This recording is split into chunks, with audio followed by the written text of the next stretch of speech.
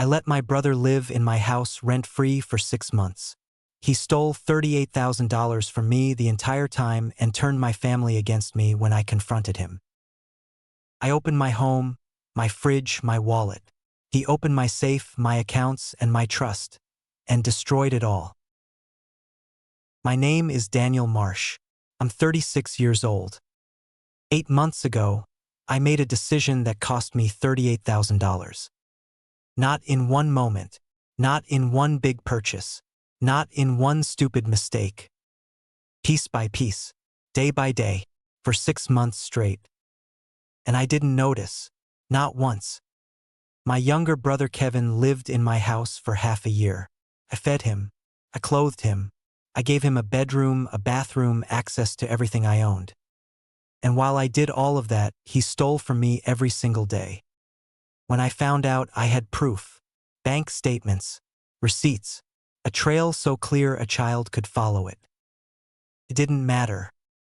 Kevin called every single person in our family before I could say a word. Told them I was making it up. Told them I was unstable. Told them I was trying to control him. And they believed him. Not because the evidence was weak, because Kevin has always been the charming one. And I have always been the one they forget about. This is what happens when you open your door to someone who was never planning to walk through it the right way. My brother Kevin is 5 years younger than me. Growing up, we were close in the way brothers are close when there isn't anyone else. 2 boys in a small house in a town outside of Seattle that nobody's heard of. Population just under 12,000. 1 grocery store, 1 gas station, 1 high school where everyone knew everyone. Our parents, Gary and Linda Marsh, were not wealthy people. Dad worked at a lumber mill. Mom did bookkeeping for a few small businesses out of the house. We were comfortable, not struggling, but not comfortable in the way that meant extras. No vacations, no eating out. Birthday presents were practical. School clothes came from thrift stores half the time. But we had a house. We had food. We had each other. Kevin was the funny one, the social one, the one who walked into a room and made people smile within 30 seconds. I was quieter, more serious, the one who stayed in and read while Kevin was out with friends, the one who got good grades without anyone noticing, the one who teachers remembered for being reliable, not remarkable. We didn't fight growing up. Not really. We were different, but we didn't clash. Kevin filled the space I left empty. I filled the space he couldn't be bothered with. It worked. For a long time, it worked. I graduated high school and went to a state university on a partial scholarship. Studied business. Graduated with a degree in finance and a modest amount of student debt that I paid off within 3 years. Got a job at a mid-sized firm in Portland. Worked hard. Promoted twice in 4 years. Started saving money the way our mother had always told us to. Bought a house when I was 32. A real house, not a condo. A 3-bedroom house with a yard and a garage and a spare bedroom I always told myself I'd use as a home office. I was proud of that house, proud of what it represented. Everything I had built on my own with no help from anyone. Kevin took a different path. He dropped out of college after 2 semesters. Not because he couldn't handle it. He could handle almost anything when he wanted to. He just didn't want to. Bounced around for a few years. Worked odd jobs. Bartended. Did construction day labor. Moved from city to city chasing whatever sounded interesting at the time. He was never broke in a way that scared him. He always found a way. A friend with a couch. A girl with an apartment. A gig that paid just enough to keep him moving forward. Mom and Dad worried about him constantly. Called me about it at least once a week. Have you talked to Kevin? He hasn't called in 2 weeks. Do you think he's okay? He sounds tired on the phone. Maybe you could reach out. He listens to you. I always reached out, always checked in, always made sure my brother was alive and not sleeping in a ditch somewhere. And Kevin always answered the phone with that same easy laugh. I'm fine, Danny. Stop worrying. I've got it handled. He always had it handled. Until he didn't. Last February, Kevin called me on a Tuesday evening. I was at my desk, finishing up some work from home. "Hey Dan, you got a minute?" His voice was different. Not the easy laugh. Not the casual confidence. Something tighter. Something I hadn't heard from him in years. "Yeah, what's going on?" "So, I got laid off." "Okay, when?" "Last Friday." "You waited 4 days to tell me?" "I was figuring things out. Thought I could handle it." "And?" Long pause. "And I can't. My lease is up at the end of the month. That's in 9 days. I don't have enough saved to put down a deposit on a new place. And I don't have a job to show a landlord even if I did." I leaned back in my chair, rubbed my face with both hands. "Where are you?" "Sacramento." "Okay, so what are you thinking?" Another pause, longer this time. "I was hoping, and I know this is a big ask, I was hoping I could crash at your place for a little while, just until I get back on my feet, find a new job, save up, maybe a month or two." I didn't hesitate. "Yeah, of course. Come up." "Really? Just like that?" "Kevin, you're my brother. Get your stuff together and drive up. The spare bedroom is yours." "Danny, you have no idea. Thank you. Seriously, I'll figure this out fast. I won't be in your way. Don't worry about it. Just get here safe." I hung up and sat there for a minute. Felt good about the decision. The spare bedroom had been sitting empty for 2 years. I had the space. I had the stability. Helping my brother get back on track felt like the right thing to do. The obvious thing to do. I spent the next day preparing the room. Put fresh sheets on the bed. Cleared out the closet. Set up a small dresser. Put a new towel set in the bathroom.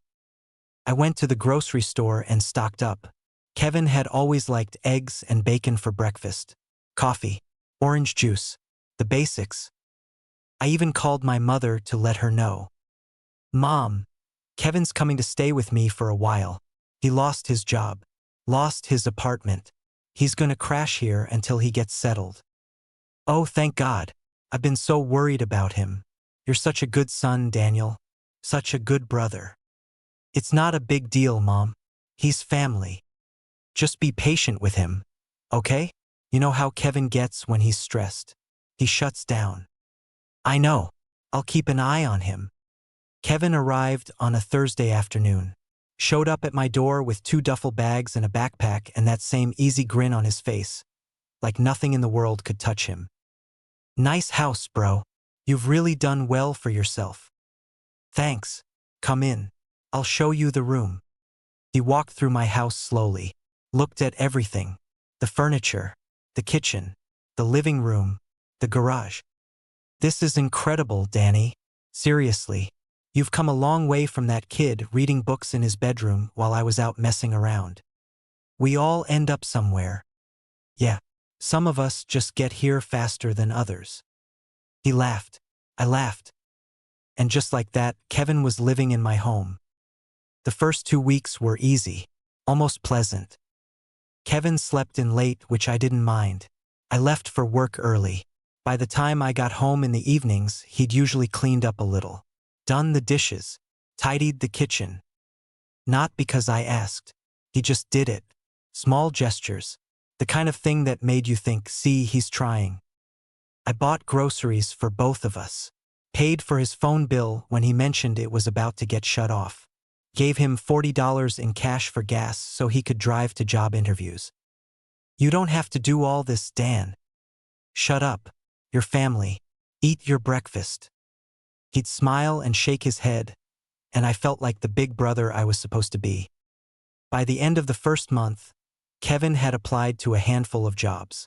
Nothing had come back yet. He wasn't discouraged, or at least he didn't show it. "These things take time," he said one evening while we watched football on the couch. "I'm putting out applications. Something will come." "No rush," I told him. "Take your time." And I meant it. Genuinely meant it. I had a good salary. a stable job, no girlfriend at the time, no major expenses beyond the mortgage and my own living costs. Having Kevin there didn't strain me financially. Not at first. The first sign that something was off came at the end of the second month.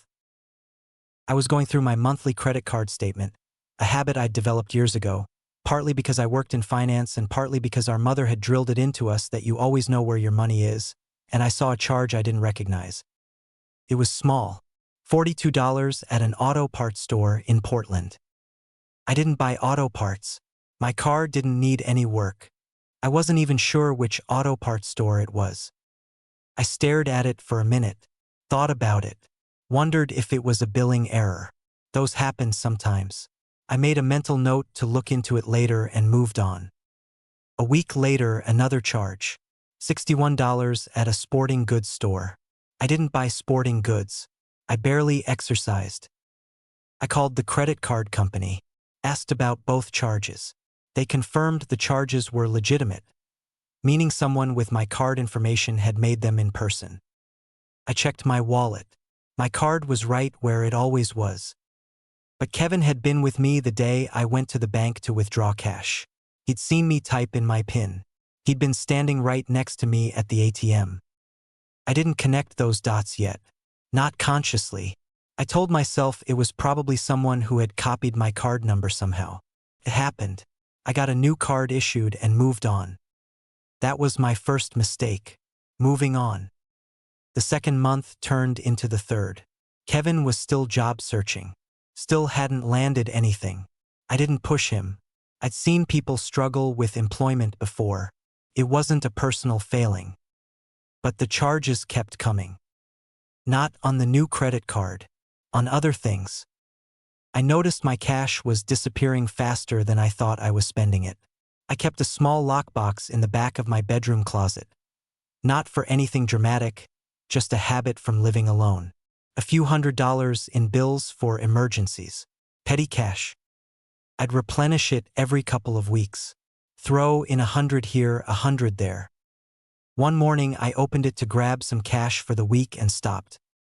The lockbox wasn't empty, but it was lighter than it should have been. I counted what was inside. $60. I had put in $250 just 10 days before. I knew because I remembered doing it. Remembered counting the bills.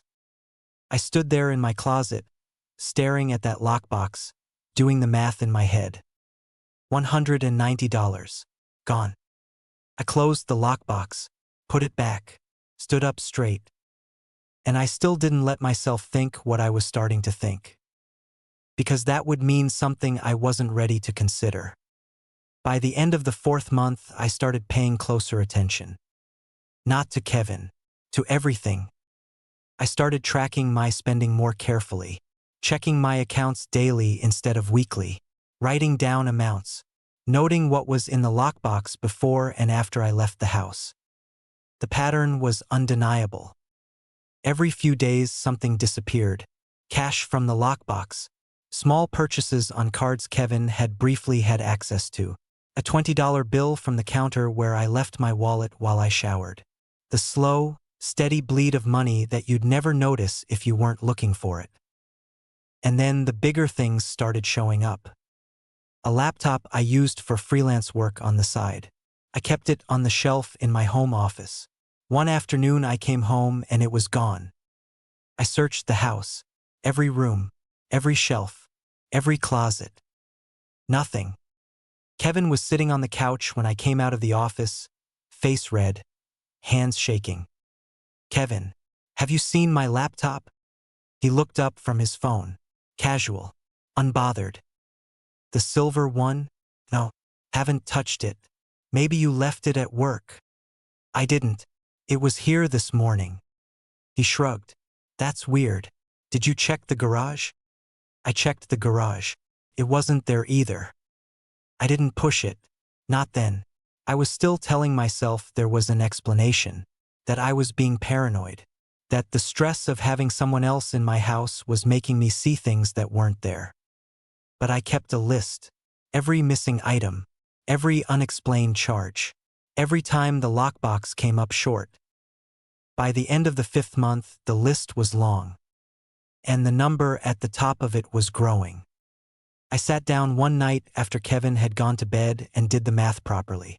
Not the rough estimates I'd been running in my head. The real math. Every bank statement, every credit card statement, every receipt I could find or reconstruct. I sat at my kitchen table for 3 hours with a calculator and a legal pad. When I finished, I put the pen down and stared at the number. $38,000. Not all at once. Not in one theft. In dozens of small ones, spread across 6 months, designed to stay under the radar. The lockbox cash, the credit card charges, the missing laptop, a set of power tools from the garage that I hadn't checked on in weeks, jewelry that had belonged to my grandfather, a watch and a ring I kept in a drawer, both gone. Cash I had set aside for an upcoming car repair. Gift cards I'd forgotten about but had stored in a kitchen drawer. All of it, gone. Every last cent. My hands were shaking when I finished adding it up. I sat there for a long time after that, not moving, not thinking, just sitting. Then I went to Kevin's door, stood outside it, listened to him breathing on the other side. And I waited until morning. I woke up before he did, made coffee, sat at the kitchen table with the legal pad in front of me.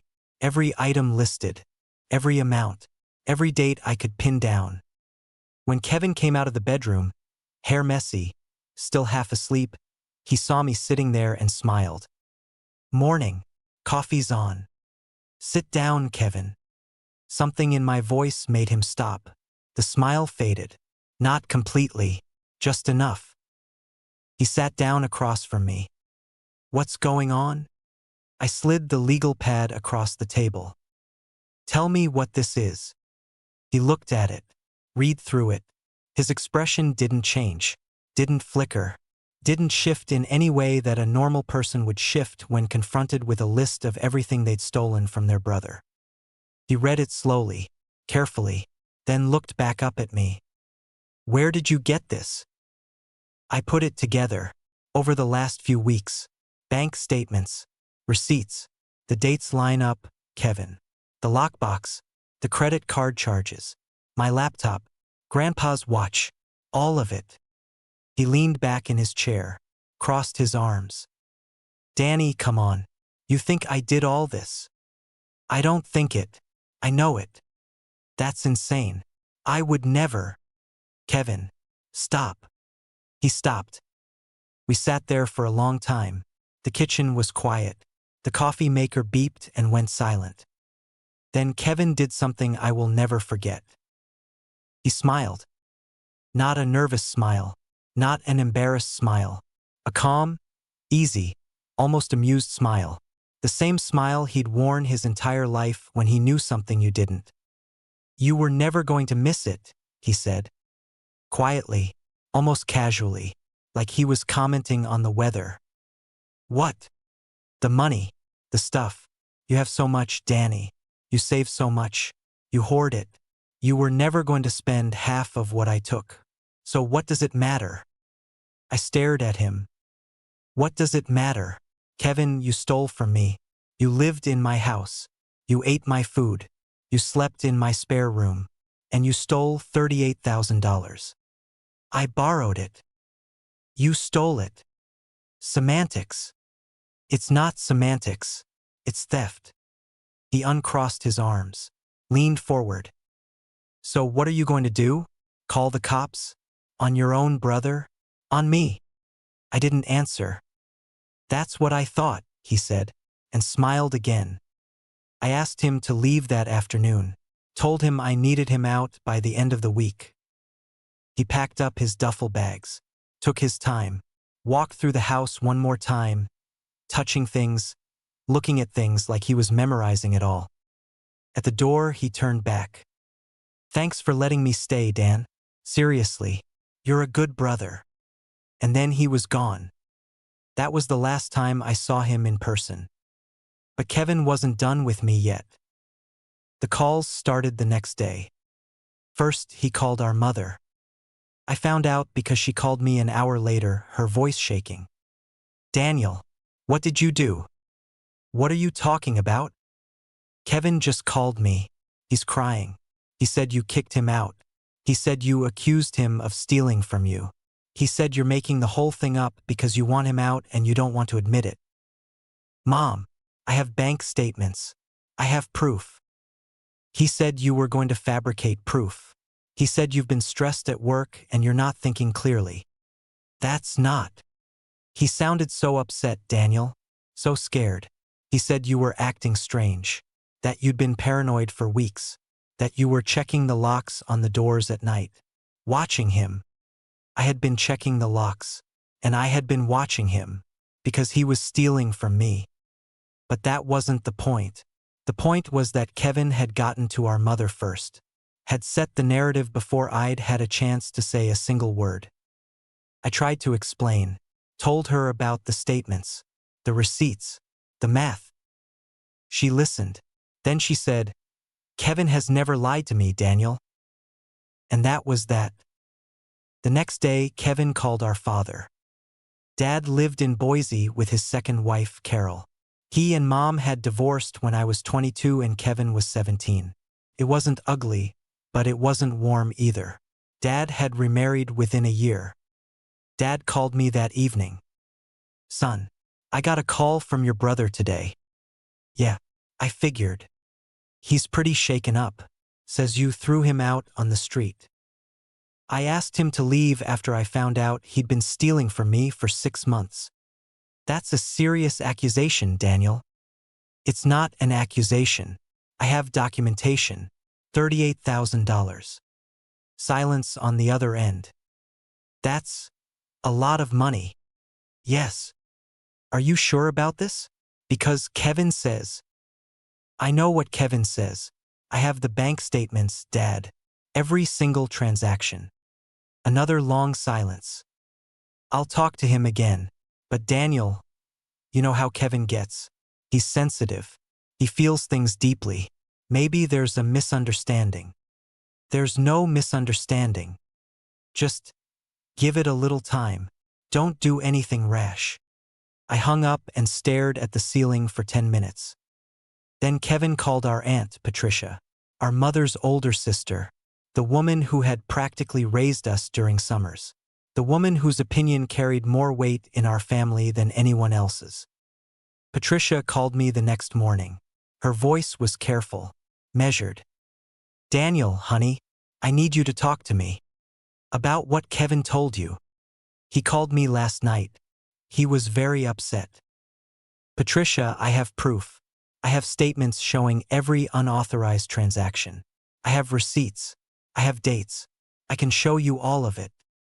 I'm sure you have something that looks convincing, but Kevin is very worried about you. He says you've been under a lot of stress, that you've been isolating yourself, that you haven't been sleeping. I hadn't been sleeping. That part was true, but not for the reason she thought. He suggested that maybe you should talk to someone, a professional. You think I'm crazy. No one is saying that. We just care about you. I knew what was happening. Kevin had called everyone before I could, had painted the picture first. And in our family, the first story told was the one that stuck. I tried to fight it. Over the next week, I sent emails, forwarded bank statements, called people back with specific details, dates, amounts, transaction IDs. My mother listened politely and said she didn't really understand bank statements. My father said he'd look into it but hadn't gotten around to it yet. Patricia said she appreciated me sending things but that she thought it was best if I focused on myself right now. My cousin Ryan, who I'd been close to growing up, texted me, "Dude, Kevin called me too. He's really messed up. What's going on with you guys?" I explained, sent him the documents. He read them, went quiet for a while, then texted back, "This is heavy, but like, Kevin would never do this. He's not that kind of person." I read that text 3 times. Kevin was exactly that kind of person. He had always been. I just hadn't been paying attention. A week after Kevin left my house, he posted on social media. Not a long post, not dramatic, just a simple update. Sometimes family doesn't mean what you thought it meant. Going through a hard time right now. If you know, you know. Love to those who have my back. That was it. No names, no accusations, nothing that could be called a lie. But everyone knew it was about me. The comments flooded in. Sending you love, Kevin. You deserve better. Family can be the hardest thing to deal with. Our mother commented, always here for you, baby. I didn't comment, didn't respond, didn't engage. I went to the police instead. Filed a report, brought the documentation, sat in a small office at the precinct and walked an officer through everything. The lockbox, the credit card charges, the missing property, the laptop, the watch, the ring, all of it. The officer took notes, asked questions, was professional and thorough. Does your brother have a history of this kind of behavior? I thought about that, really thought about it. Not that I know of, not with me, but he's always been. He's always found ways to get what he wants without people noticing. Has anyone else reported him? Not that I'm aware of. The officer nodded, told me they would look into it, that given the amount it could be treated as a felony, that they would need to contact Kevin. I left the precinct feeling like I had finally done the right thing, like the truth was going to come out and all of this would resolve itself. It didn't resolve itself. Kevin got the call from the police, and within an hour the family group chat exploded. I wasn't in the main group chat. Kevin had removed me from it 2 days earlier, but Patricia added me back temporarily so I could see what was happening. My mother, the police are really involved now? Daniel, this has gone too far. My father, this is out of control. Someone needs to talk sense into Daniel. Kevin, I can't believe my own brother is trying to get me arrested. I have nowhere to go. I have no money. And now he's trying to put me in jail. Patricia, everyone needs to calm down. We are a family. We do not do this to each other. Ryan, this is insane. Kevin is literally one of the kindest people I know. My aunt on my father's side, Diane, I think Daniel is having some kind of episode. My mother again. He's been so stressed. Maybe this is a breakdown. I read every single message, every single one. Not one person asked to see the documentation. Not one person said, let's look at the evidence before we decide. Not one person considered that Kevin might be the one lying. I closed the app, put my phone face down on the table, and sat in my living room, the living room I had paid for, in the house I had built my life in, and felt completely alone. The police investigation continued quietly. Took weeks. Kevin cooperated on the surface, answered questions politely, denied everything calmly and completely. I had the bank statements. The officer confirmed the transactions were unauthorized, confirmed that several of the charges originated from locations Kevin had been at, based on his own social media posts at the time. The evidence was solid, but pressing charges against a family member is complicated. The DA's office told me they could pursue it, but warned me it would be a long process, and that my family would likely be called to testify. I thought about that for a long time. My mother on a witness stand, being asked whether her son was a thief. My father asked to choose between his 2 boys. Patricia asked whether she believed me or Kevin. I knew exactly what they would say, every single one of them. I withdrew the complaint 2 weeks later. Not because I forgave Kevin. Because I realized that the legal system wasn't going to give me what I actually needed. I didn't need Kevin in jail. I needed my family to see the truth. And the truth didn't matter to them. Not when it came wrapped in a story that was harder to accept than the lie. 3 months have passed since Kevin left my house. I have not spoken to him once. I have spoken to my mother 4 times. Each conversation is the same. She asks how I'm doing. I say fine. She asks if I've thought about working things out with Kevin. I say no. She sighs, says she misses me, says she hopes I'll come around. She has never once asked to see the bank statements. I called my father once. He told me Kevin was doing better, had found a new job somewhere, was getting back on his feet. I didn't ask how Kevin was getting back on his feet. I didn't want to know. Patricia sends me a text every few weeks. Something neutral, a recipe, a photo of her garden, a holiday wish.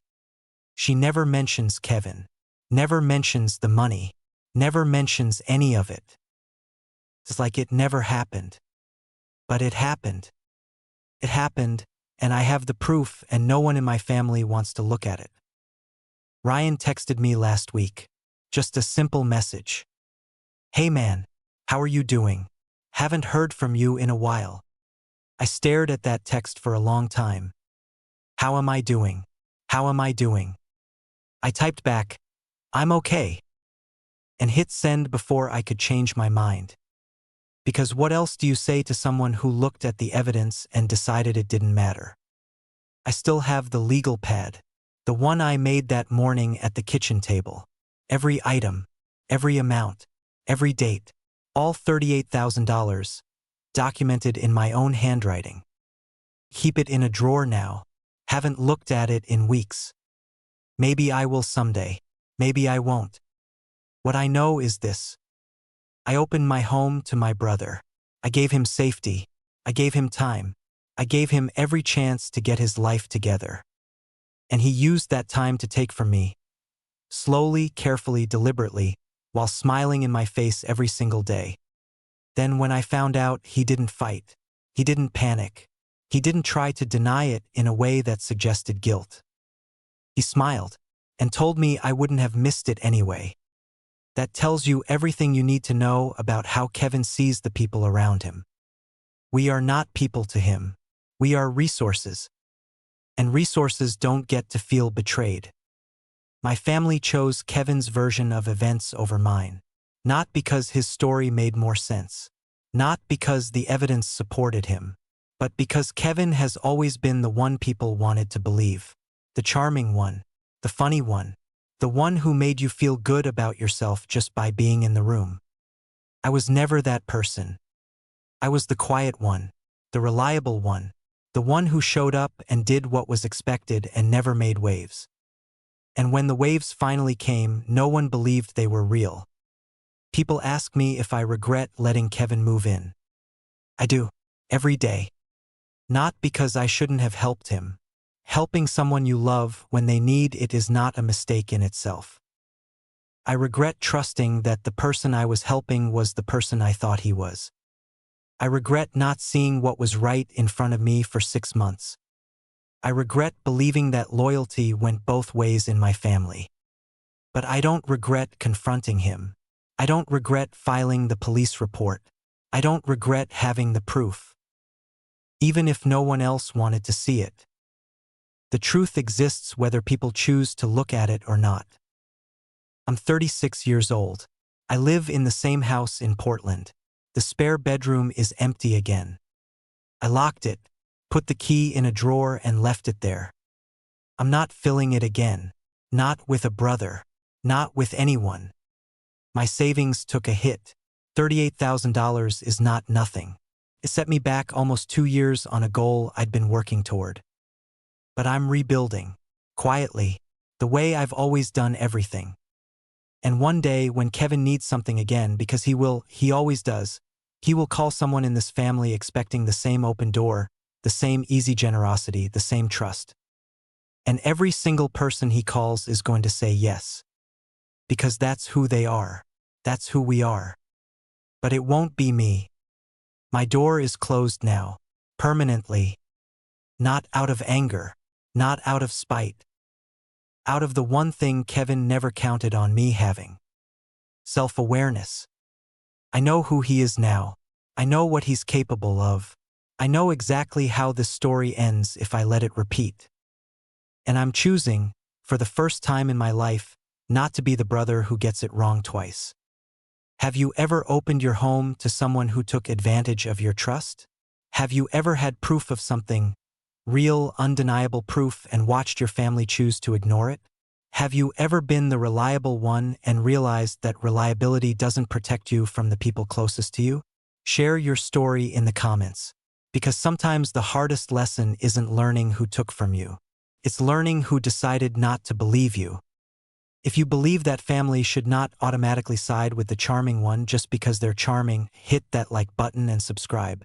Because trust is not something you earn by being funny. It's something you earn by being honest. And if you can't tell the difference between the two, you're not paying close enough attention. #I let my brother steal from me.